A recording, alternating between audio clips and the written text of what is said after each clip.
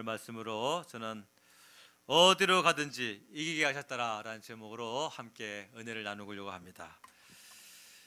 오늘 얘기는 전쟁사예요. 전쟁사, 다윗의 전쟁사인데 원래 전쟁이라고 하는 것은 있어서는 안 되는 거거든요. 그렇죠? 전쟁은 사람을 죽는 일들이 발생하는 거기 때문에 전쟁은 원래는 있어서는 안 되는 거예요. 근데 전쟁이 사라질 때가 있었을까요? 없었을까요? 인류가 있는 한 전쟁은 계속되어 왔어요. 아담과 타락 이후로 가장 먼저 일어난 전쟁이 뭡니까? 가인과 아벨이 가인이 그냥 동생을 그냥 죽여버린 거예요. 거기서부터 시작된 거예요, 전쟁이. 다시 말하면 인간의 이 야욕, 지배 야욕이 있거든요. 인간의 이 야욕이 존재하는 한 전쟁은 영원 무궁할 거예요. 자, 그러면 보세요. 전쟁 속에 하나님의 역사가 있거든요. 하나님의 보호하심이 있고 하나님의 인도하심이 있단 말이에요. 그러면 전쟁이 선한 겁니까? 아니, 전쟁은 악한 거예요. 전쟁은 나쁜 겁니다. 전쟁은 일어나서는 안 되는 거예요. 그런데 하나님의 역사가 그 안에 있어요. 그러면 이걸 우리가 어떻게 받아들여야 되는 것입니까? 하나님은 이 나라와 저 나라가 전쟁할 때에 이 나라가 이기고 저 나라가 지고 하는 데 관심 있는 것이 아니라 하나님을 의지하는 자를 하나님이 도우시는, 거기에 하나님은 관심 있으신 거예요. 무조건 이스라엘이라서 다 이긴 거 아니지 않습니까? 때로는 블레셋에게 지기도 했잖아요. 그때는 언제입니까? 하나님을 의지하지 아니하고 자기들의 막 욕심대로 하나님을 섬기지 않고 우상을 섬기고요, 정적대로 막 나가고 할 때는 패하게 하시잖아요. 그러니까 하나님은 이 나라와 저 나라가 싸울 때 어느 나라가 이기냐가 중요한 게 아니더란 말이에요. 남한과 북한의 싸움은 누가 이겨야 됩니까? 반드시 남한이 이겨야 되겠죠. 왜? 우리가 사는 나라니까. 하나님의 관심은 그게 아니란 말이에요. 누가 나를 의지하느냐는 것이죠. 누가 나를 바라보고 누가 내게 기도하느냐. 북한에도 얼마든지 하나님을 섬기는 성도들이 있어요. 20만 명이나 있어요. 그러면 남한의 숫자가 많기 때문에 숫자로 비유해가지고 하나님은 남한을 살리고 전쟁에서 이기게 하시고 북한을 핵폭탄으로 그냥 막 박살을 내게 하실 건가요? 그러면 예수님의 말씀이 위배되잖아요. 99 회개할 것이 없는 9마리의 양보다 한 마리 이런 양을 찾아가시는 그 예수님의 말씀이 안 맞는 거 아니겠습니까?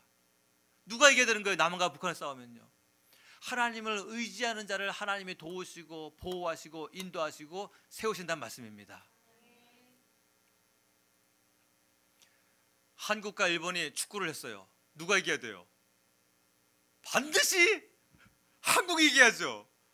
안 그러면 그날 텔레비에 몇 장 날라가죠. 진 선수들은 비행기 타고 못 오죠. 배 타고 와야지. 싼 배값으로. 그런데 여러분 보세요. 한국 팀에 성도 선수가 있고 일본 팀에 성도인 선수가 있어요. 야, 하나님 참 난감하겠네. 누굴 도와줘야 돼? 누구 편을 서야 돼? 한국 팀이 이기는 것이 하나님 관심 있습니까? 일본 팀이 이기는 것이 하나님 관심 있습니까? 아니에요. 그 그라운드에서 뛰고 있는 선수가 하나님을 의지할 때에 하나님은 그 선수와 함께 하신다는 말씀이에요. 그래서 그 선수가 자기의 운동 실력을 가지고서 하나님을 의지하며 기도할 때에 그 선수로 하여금 골을 넣게 하기도 하실 것이고, 만약에 한국 팀에도 성도가 있고 일본 팀에도 성도가 있을 때는 각자 한 골씩 두 골씩 막 서로 넣게 하시면서 그 선수는 비록 그 팀은 지든 이기든 하나님과 상관없어요. 그거는요. 그러나 그 선수는 명성을 얻게 하신다는 말씀이에요.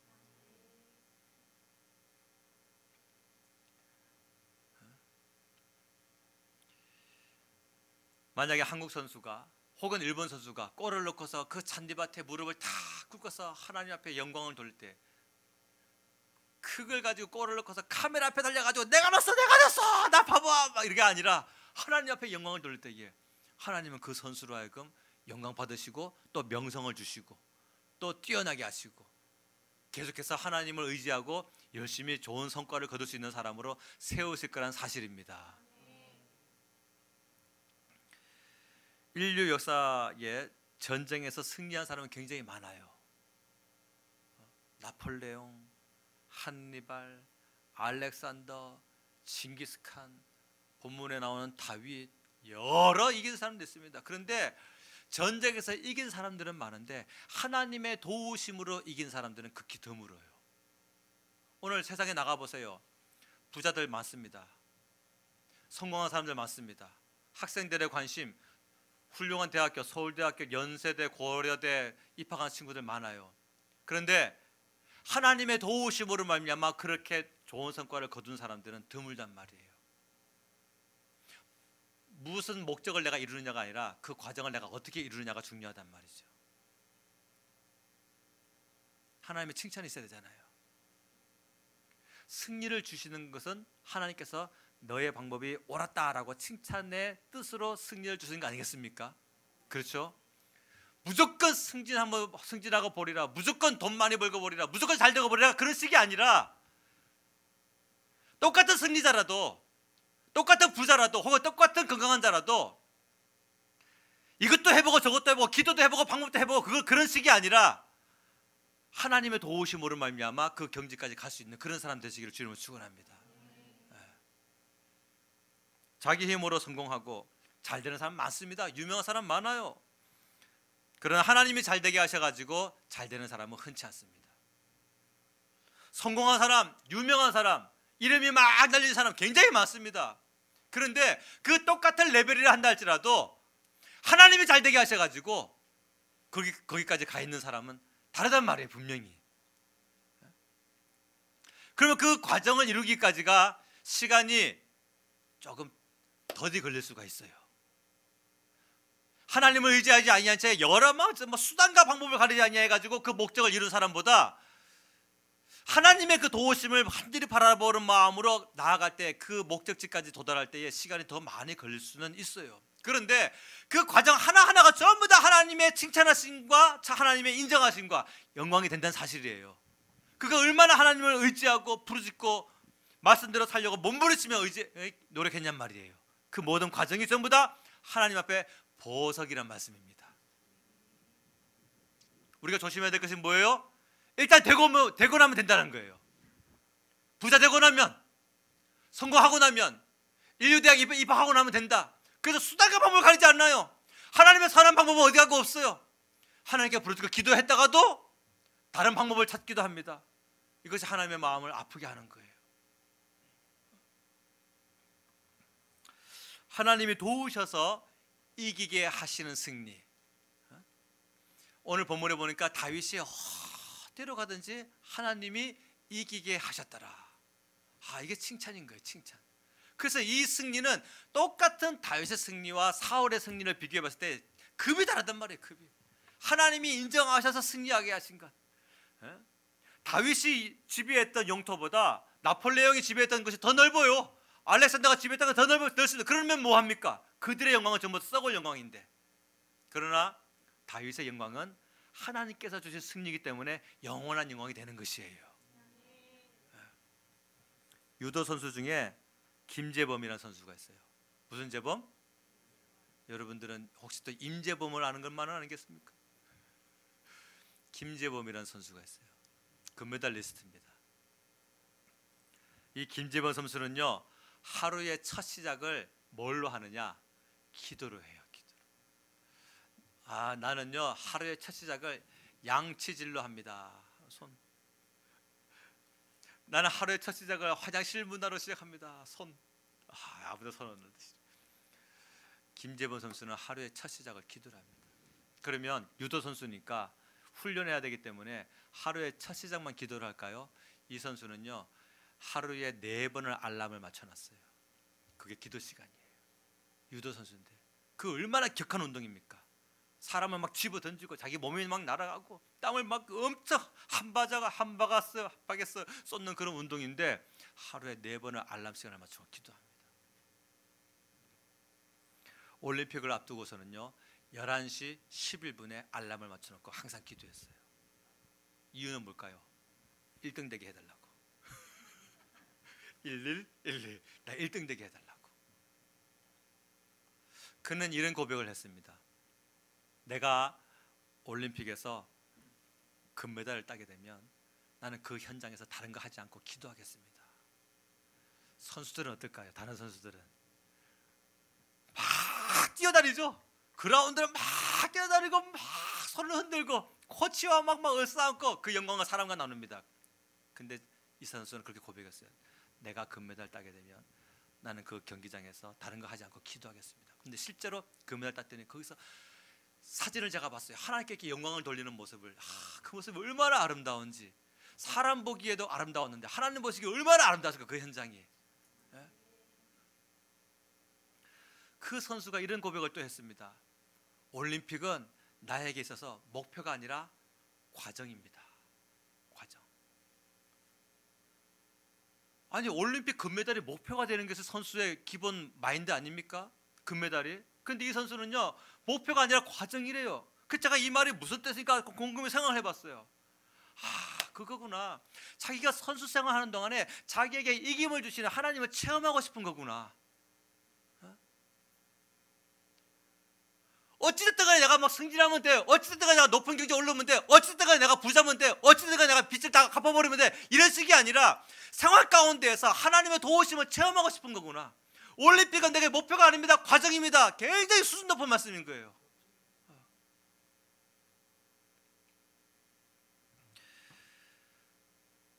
김재범 선수는 하나님으로 말미암아 이기고 싶은 거예요. 하나님으로 말미암아. 오늘 우리가 이 좀 잘 되고 싶어하는 목적이 있다고 한다면 그 과정이 하나님으로 말미암아, 주님이 도우시는 은혜로 말미암아. 할렐루야. 예. 내가 이겼다라가 아니고 하나님이 이기게 하셨더라. 내가 이만큼 섰더라가 아니라 하나님이 나를 거기에 우뚝 세우셨더라.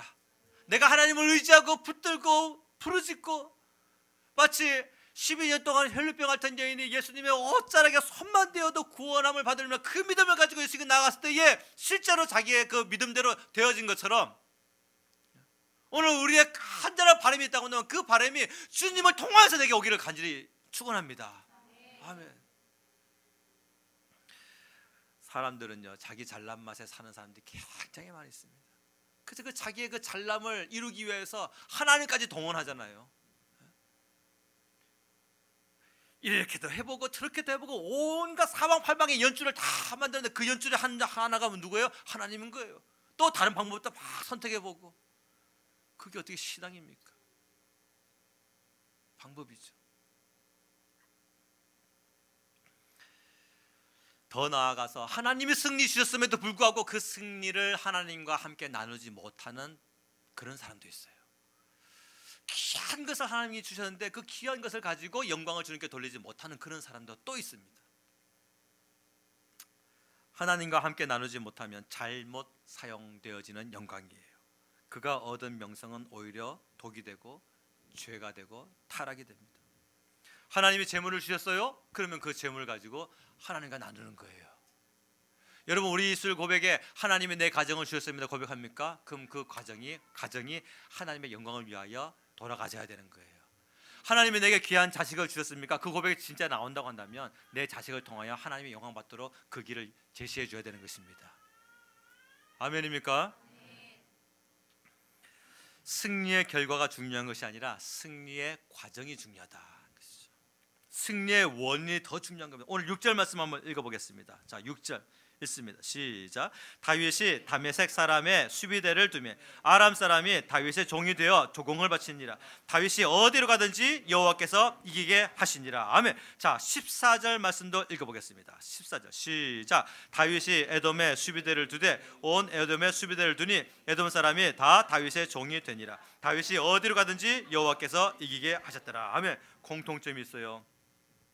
다윗이 수비대를 두었다는 것, 그곳에 수비대를 뒀다는 것. 다메섹에도 수비대를 두고 에돔에도 수비대를 두고 나중에 블레셋에도 수비를 둡니다. 이 수비대를 뒀다는 뜻이 뭔 뜻일까요? 정찰병을 세울 수 있는 근무할 수 있는 초소를 그 땅에다 세워놨다는 거예요. 근데 그 땅 군사들이 허물지 못해요. 왜? 다윗이 이미 벌써 점령해 버렸으니까. 사울 시대는 어땠을까요? 이게 역효과로 반대로 블레셋의 수비대가 이스라엘 땅에 세워집니다. 이게 뭔 뜻인지 아세요? 우리 성도들의 삶 가운데에 불신자들이 믿지 않는 그들의 수비대가 우리 삶 가운데 오는 거예요. 수요 예배 가지마, 금요 예배 가지마, 헌금 적당히 해. 그들의 수비대입니다. 그들이 우리의 신앙생활에 세워놓은 수비대예요. 그런데 우리가 다윗의 세대가 되고 우리의 능력을 차지하게 되면요, 우리가 세운 수비대가 그때 삶 가운데 가게 된다니까요. 무엇이 올바른 겁니까?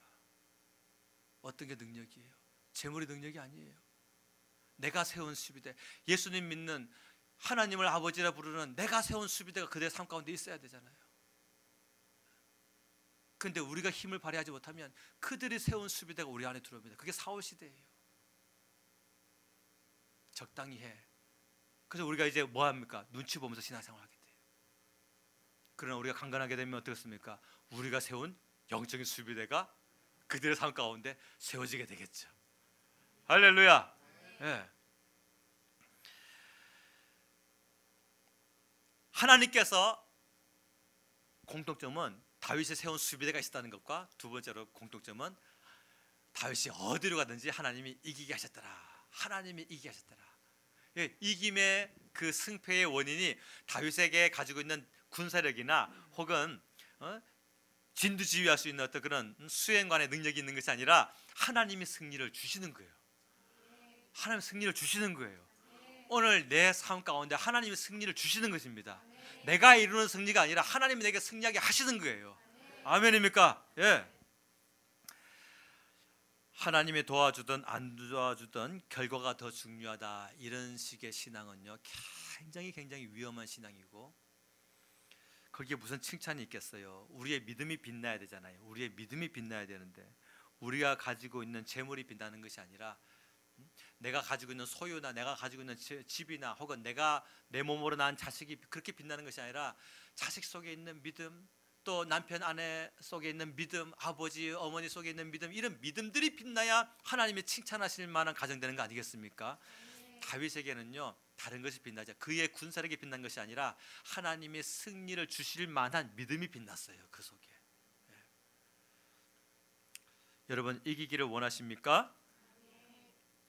그러면 내가 왜 이겨야 되는지에 대한 분명한 답이 있어야 돼요.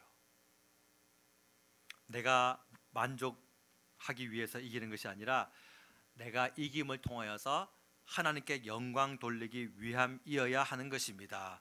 그래야 하나님이 여러분을 칭찬하시는 것입니다. 아멘.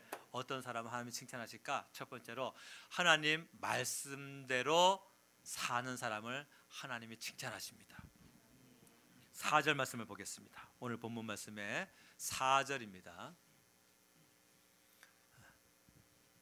자, 합독하겠습니다. 그에게서 마병 1700명과 보병 2만 명을 사로잡고 병거 100대의 말만 남기고 다윗이 그 외의 병거의 말은 다 발의 힘줄을 끊었더니. 아멘.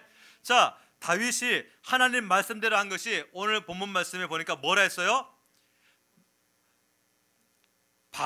말의 그 발의 힘줄을 다 뭐했더라? 끊어버렸더라. 다시 말하면 절제를 말하고 있는 거예요. 절제를. 지나친 과욕은 뭘 불러요? 잘 모르시나 봐요. 지나친 과욕은 참사를 부릅니다. 그래서 그 과욕에다가 속도가 붙으면 뭐가 되는 거예요? 과속이 되죠. 그러면 뭐가 빚어집니까? 참사가 빚어져요. 그 과욕에다가 식욕이 들어가면 뭐가 붙어집니까? 어떻게 됩니까? 과식이 되어지죠. 과식은 참사가 벌어지게 되는 거예요. 마찬가지예요. 과욕은 참사가 빚어지게 되는데 다윗이 왕이 되고 나서 한 일은 전쟁에서 승리했을 때에 더 많은 군사력을 확보하려고 노력하지 않았다는 거예요. 다시 말하면 절제했다는 겁니다. 여기까지만. 여러분들 집안에 돈이 막 통장으로 계속 들어온다 합시다. 근데 여기까지만 할 수 있어요? 왜 아멘 안 하세요? 목사님 많은 재물 들어오면 좋잖아요. 그거 가지고 하나님 영광 돌리면 되잖아요. 가봐야 하는 거예요. 가봐야 하는 거예요. 그때 가봐야 하는 거예요. 따라서 한번 해봅시다. 비움이 체험입니다. 이어서 시작. 아멘. 우리가 그 비워놓을 수 있는 공간은 하나님이 일하실 거라는 믿음이 있기 때문에 비워놓을 수 있는 거예요. 그럼 그 비워진 공간은 하나님이 채우십니다. 우리가 1에서 10까지 문제가 발생했다 해봅시다. 자녀 문제, 집 문제, 재산 문제, 건강 문제, 빚 문제, 여러 가지 직장 문제 있다 합시다. 때로는 기도하면서 이 줄을 그냥 내 손에서 이렇게 놔버리는 거예요. 이게 예수님 의지하지 못하는 사람에게는 무책임한 행동이거든요. 심지어는 미쳤어라는 소리를 들을 수도 있어요. 그런데 우리는 놨다고 해가지고 나는 책임 없어라고 등 돌리는 행위가 아니라 그 시간에 뭐 하는 거예요? 그 문제를 놓고서 기도하는 거죠. 기도하는 거죠. 그래서 하나님께서 일하실 수 있는 공간을 내가 마련해 드리는 거예요. 근데 이 믿음이 없으면 어떻게 될까요? 내가 1부터 10까지의 문제가 있을 때 1부터 9까지의 문제를 다 해결해 놓고 나서도 나머지 10번 문제 해결하지 못해가지고 밤잠을 못 잡니다. 아, 다음 달에 어떻게 해야 되지? 이 문제 내가 어떻게 해결해야 되지? 고민스러워요. 그래서 그 문제를 해결해놔야 내가 편안한 잠을 잘 수가 있어요. 그런데 성도의 평안은 그렇게 문제가 해결되고 상황이 해결되고 났을 때 얻는 것이 평안이 아니라 위로부터 온다고 했거든요. 평화 평화로다. 어디서 옵니까? 하늘 위에서 내려오네. 주님이 주시는 평화가 있어요. 발에 힘줄을 끊었다는 것이 무슨 뜻입니까? 더 가지지 않는 겁니다. 말의 그 힘은요 어마어마하거든요. 고대 전쟁에서 말은요 전차 그 병거를 끌 수 있는 힘을 가지고 있어요. 그 두 마리 말이 보통 한 병거를 끌면 그 병거에 한 사람이 타기도 하고 혹은 운전하는 수가 따로 있으면 옆에서 창이나 활을 쏘는 선수가 두 사람이 또 타기도 하고 그렇습니다. 말은요 어마어마한 전쟁의 힘을 가지고 있어요. 그래서 그 당시에 누가 병마를 많이 가졌냐가 고대 전쟁의 승자예요. 근데 다윗이 더 많이 가지지 않는 거예요. 끊어버렸어요. 발끝을 전부 다. 왜 그랬을까요? 잘 살려면 돈이 필요하잖아요. 근데 나 이제 그만큼 이만큼이요 하고 말한 거예요. 어느 성도가 어느 집사님이 하나님 나 이제 그만 벌을래요 하고서 딱 말아버린 거예요. 왜 그랬을까요? 너무 많으면은 하나님을 의지할 시간도 부족하고 기도 시간도 부족하고 헌신 시간도 부족하고 하나님을 사랑할 마음이 점점 사라져 버리겠단 말이에요. 그래서 다윗은 그걸 끊어버린 거예요. 근데 특별히 거기에는요 하나님의 먼저 있으신 말씀이 있었어요. 신명기 17장에 보면 하나님께서 모세 시대에 야 얘들아 니들이 나중에 몇백 년이 흐르면은 반드시 왕이 세워질 텐데 왕정 통치 시대로 흘러가게 될 텐데 그때의 왕이 되면 세 가지 많이 두지 말아라. 그 첫 번째가 뭐냐? 병마예요. 병마. 오늘 본문에 나온 병마. 두 번째가 아내입니다. 아내. 세 번째가 은과 금이에요. 그러면 이 세 가지가 굉장히 중요하거든요. 특히 왕으로서 아내는 안 중요한 줄 아세요? 이 당시에는요 정략 결혼을 합니다. 나라에 공주들을 많이 보내가지고 그래가지고 우리나라를 공격하지 말아주세요 해가지고 공주를 보내가지고 그 나라 왕과 결혼시키는 거예요. 그래서 아내가 많이 필요해요. 그게 지배할 수 있는 겁니다.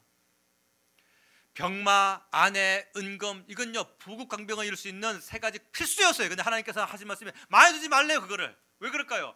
병마가 많으면 우리나라 그렇잖아요. 군사력이 많아야 전투기가 많아야 되고 탱크가 많아야 되고 잠수함이 많아야 되고 북한을 대비해서 우리나라가 막 이런 막 군사력이 막 뛰어 올라야 되는 거 아니겠습니까? 그래야지 안전한 거 아니에요? 근데 아니라는 거예요. 어떤 교회에서는 그것 가지고 나만이 안전한 것이 아니다라는 거예요. 다윗이 바로 그걸 기억을 했어요. 신명기 17장에서 하나님께서 모세에게 하신 말씀 병마를 많이 두지 말아라. 그래서 이 병거 100대만 끌 수 있는 말 그러니까 아마 한 200마리 되겠죠. 200필 그것만 딱 남겨놓고 나머지는 다 끊어버렸어요. 나 더 가지지 않겠습니다. 왜요? 어마어마한 군사력을 가지고 있다 보면 하나님을 의지하는 마음이 사라질까 봐 자기가 나라의 병기고에 무기가 가득하고 병사가 수백만 명이 되고 수만 필의 말들이 준비가 되어 있고 그 군사력의 든든함을 보고서 하나님 도와주세요, 하나님 살려주세요, 하나님 인도해 주세요. 누가 그렇게 기도하겠냔 말이에요. 돈으로 바꾸면 우리가 더 피부에 와닿아요. 수억 원이 들어있는 돈 봉투와 100만 원과 하나님을 의지할 수 있는 믿음, 그때 무엇을 선택하겠습니까, 여러분? 네? 한번 놔볼까요? 저는 늘 힘이 없어요. 100만 원 어떻게 말을 해보겠는데 수억 원 제가 말할 힘이 없어요. 근데 가정을 해봅시다. 수억 원이 들어있는 돈 봉투와 100만 원과 하나님을 의지할 수 있는 믿음이 그 안에 있다고 합시다. 그럼 여러분 뭘 선택하겠습니까? 다음 달에 카드값이 500만 원이 나왔어요. 그러면 내가 이제 이 100만 원과 하나님을 의지할 수 있는 믿음이 있다고 한다면 나머지 400이 필요한데 과연 이 봉투를 내가 과연 가질 수 있을까?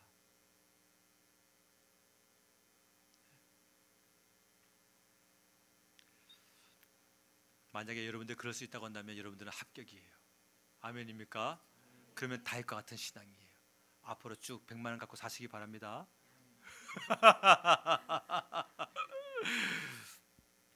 다윗이 월 100만 원과 하나님을 의지할 수 있는 믿음, 그 봉투를 지은 거예요. 그 믿음이 우리가 또 어디서 발견합니까? 아브라함과 조카 롯이 땅을 결정할 때도 발견되어지죠. 수억 원이 들어있는 돈 봉투를 롯은 선택을 했고 아브라함은 100만 원과 하나님을 의지할 수 있는 믿음, 그 봉투를 집어든 거예요.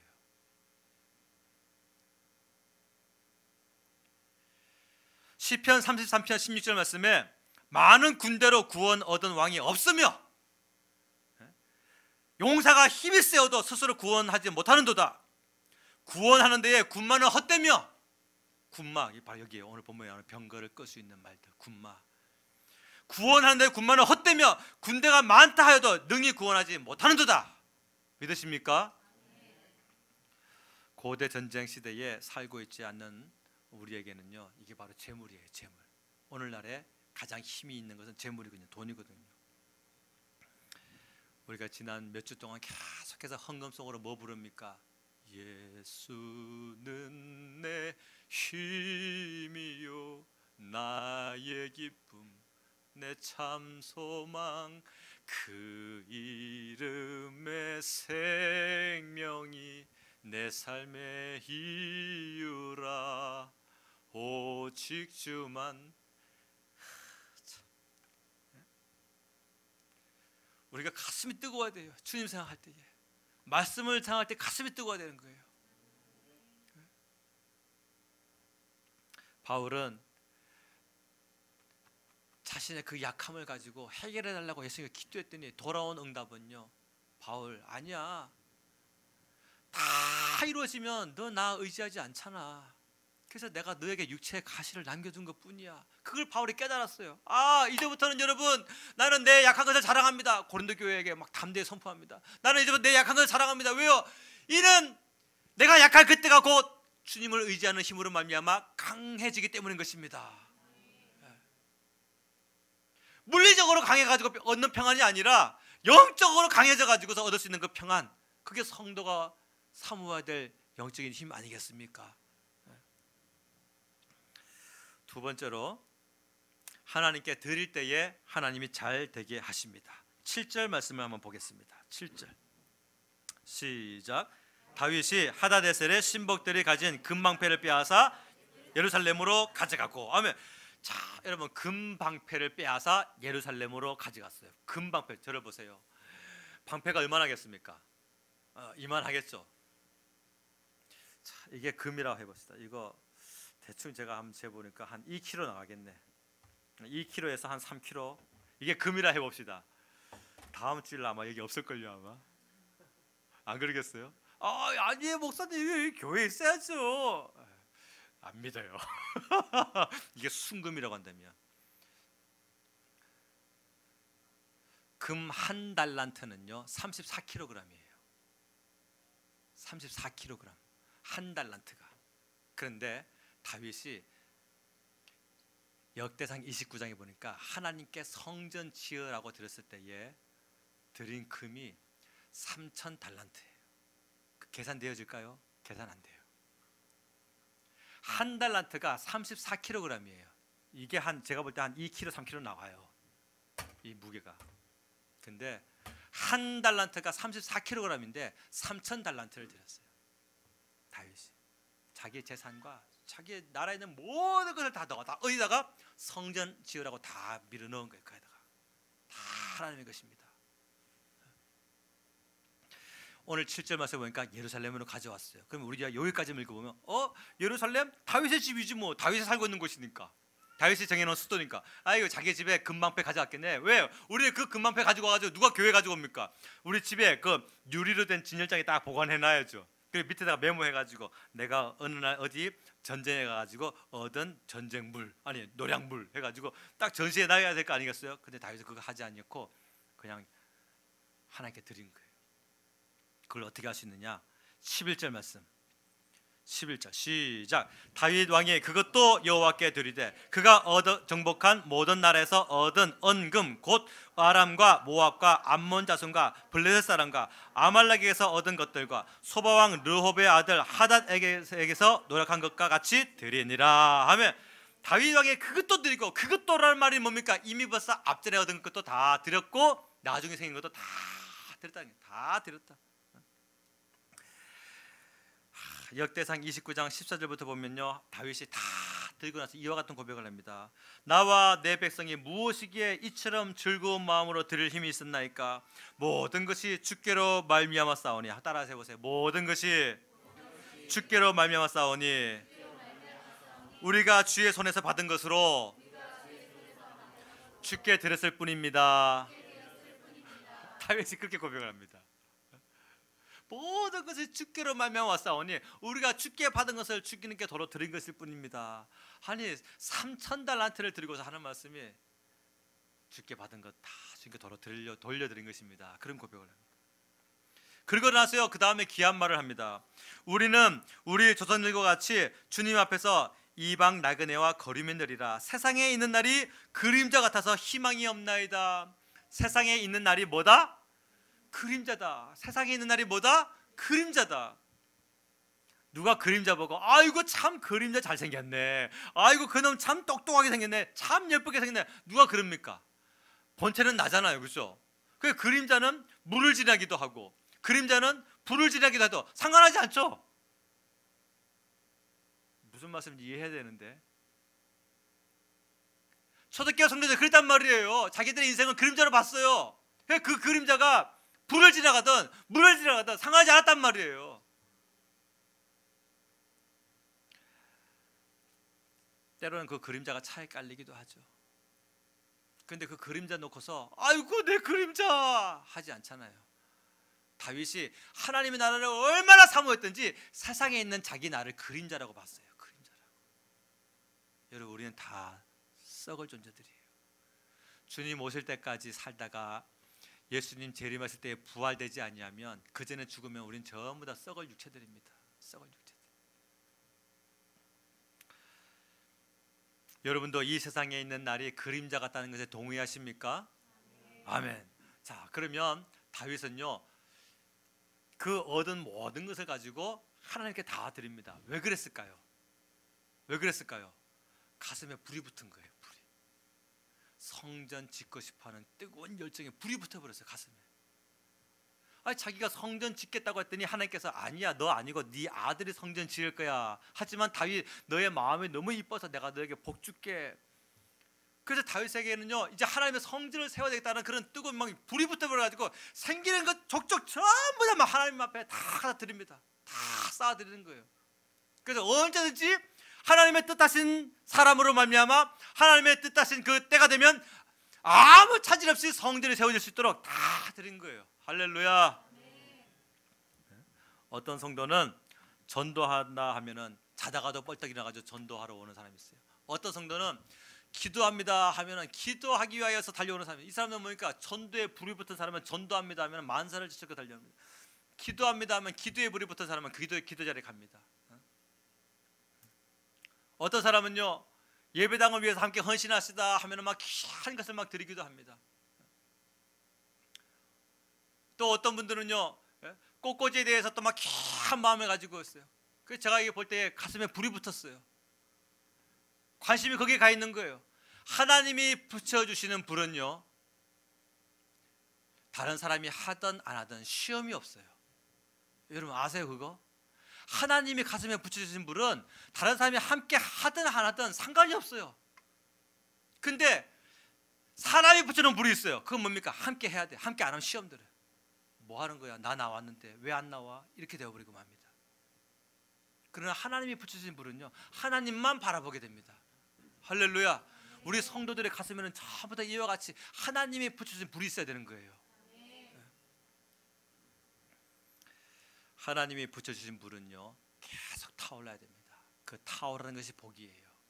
나중에는 하나님이 그 불을 붙여주셔도 몸이 늙고 상황이 안 돼가지고 그렇게 살지 못할 때가 옵니다. 그래서 그 불이 붙었고 몸이 우리가 움직일 수 있을 때 그렇게 하는 것이 복이에요. 할렐루야. 저는 여러분들이 이 땅을 떠날 준비를 하며 살았으면 좋겠어요. 이 땅에 오래 살 준비하는 것이 아니라 이 땅을 떠날 준비를 하면서 살았으면 좋겠어요. 왜냐하면 언제 떠날지 알지 못하는 것이 우리 인생이기 때문에. 아니 사는 동안에 행복해야죠. 맞아요. 사는 동안 행복해야 돼요. 사는 동안에는 많이 누리면 좋아요. 또 건강해야죠. 행복해야죠. 그러나 그보다 더 중요한 게 있어요. 사는 동안에 천국 갈 준비를 항상 하며 살아야죠. 우리는 어차피 천국 가야 될 사람들 아닙니까? 어차피 가야 될 곳이라고 한다면 내가 이제 어떤 모습으로 가게 될 것인가, 그걸 바라보면서 살아가야 돼. 참 지혜로운 사람 아니겠어요? 큰 교회 다니는 게 뭐 천국에서 자랑이겠습니까? 큰 직분 받은 것이 무슨 천국에서 자랑이겠어요? 그러나 나의 이 어려운 상황 속에서, 나의 이 바쁘고 피곤하고 힘든 상황 속에서 내가 하나님 바라보고 나아갔을 때에 하나님께서 내게 승리 주셔서 나로 하여금 누리겠습니다. 이건 천국에서 자랑이 돼요. 자랑이 됩니다.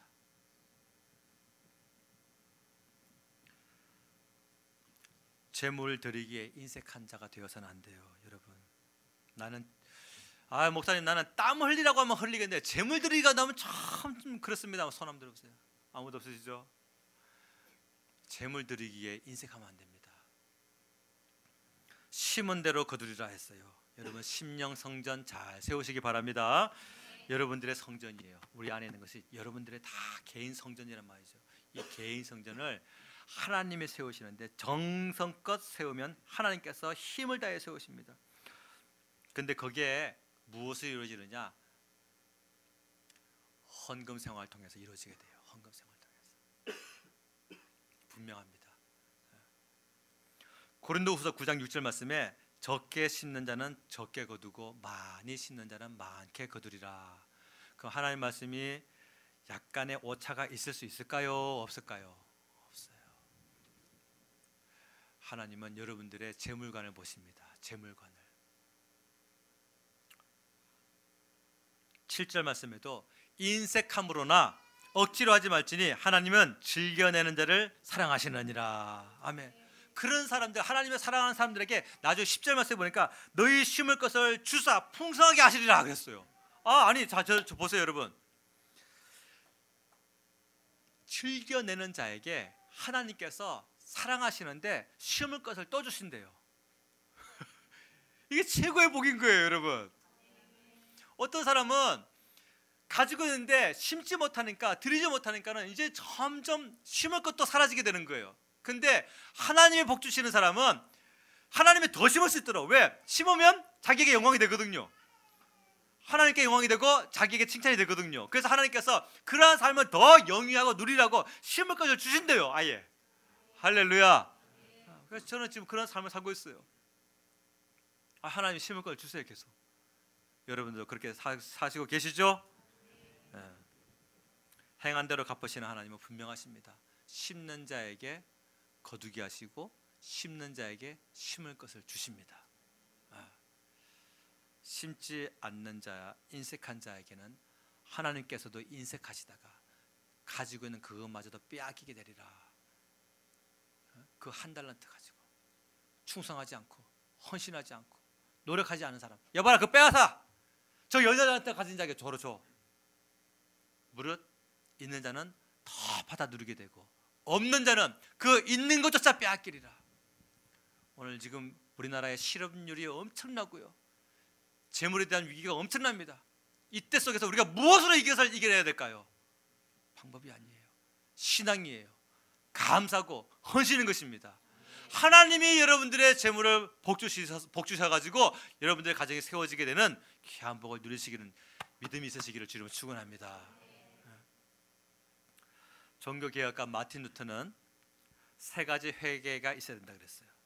첫 번째가 머리의 회심, 머리의 회개. 이게 뭐냐? 가치관의 변화예요. 이 땅에서 잘 돼야 된다라는 이 가치관이 하나님 나라로 다 바뀌어야 된다. 이 머리의 회개가 있어야 된다. 두 번째, 가슴의 회개가 있어야 된다. 이 가슴 회개는 뭐냐? 교회에서 들은 말씀, 용서하며 살아야 됩니다. 아, 그래야 되겠지가 아니라 직접 가서 용서해줘라. 베풀며 살아야 됩니다. 그 말씀 들었으면 그래야 되지가 아니라 진짜 가가지고 그렇게 해주는 거예요. 베풀어주는 거예요. 이 가슴에 회심이 있어야 된다. 다시 말하면 말씀 들은 대로 살아가려고 하는 뜨거운 열정. 그 다음에 세 번째 표현이 재미있는데 그게 뭐냐? 돈주머니에 회개가 있어야 됩니다. 돈주머니에 회개. 다 머리도 회개했고 가슴도 회개했어도 결국은 재물 때문에 인색하면 이거 진짜 신앙 아니다는 것이죠. 우리가 자, 사도신경으로 신앙 고백하겠습니다. 사도신경으로 백날 신앙 고백해도요, 사실 신앙 고백 재물이에요. 헌금 생활입니다. 그게 진짜 헌금, 이 신앙 생활이에요. 여러분들의 신앙 고백이 하나님 앞에 부끄럽지 않기를 주님으로 축원합니다. 따라서 한번 해봅시다. 심어야 거두리라. 너희 보물을 천국에 쌓아두라. 받는 것보다 주는 것이 복되도다. 아멘. 전부 성경 말씀이에요. 믿으시기 바랍니다. 말씀을 맺겠습니다. 여러분, 하나님을 믿으십시오. 하나님을 신뢰하십시오. 그러면 하나님이 일하십니다. 다윗은 하나님을 믿었어요. 그래서 말의 힘줄을 담대히 끊을 수 있었어요. 그리고 하나님을 믿었어요. 그렇기 때문에 그 어마어마한 것을 자기 거라 하지 아니하고 주님께 다 드립니다. 그랬더니 하나님께서 다윗을 높이시고 길게 롱런할 수 있도록 길게 쓰셨어요. 우리 길게 롱런할 수 있도록 쓰임받는 축복받는 인생 되시기를 주님으로 축원합니다. 함께 동서로 기도합시다. 두 가지 주신 말씀 기억하며 말씀대로 다윗처럼 순종하는 성도가 되게 하여 주시옵소서. 또 우리가 얻은 것을 주님께 잘 드릴 수 있는 믿음의 성도가 되게 하여 주시옵소서. 하나님, 그리하여 다윗이 어디로 가든지 하나님께서 이기게 하셨더라. 그 말씀이 오늘 나의 삶 가운데도 그대로 이루어지게 하여 주시옵소서. 주여, 세 번 부르셔서 동서 기도하겠습니다. 주여, 주여.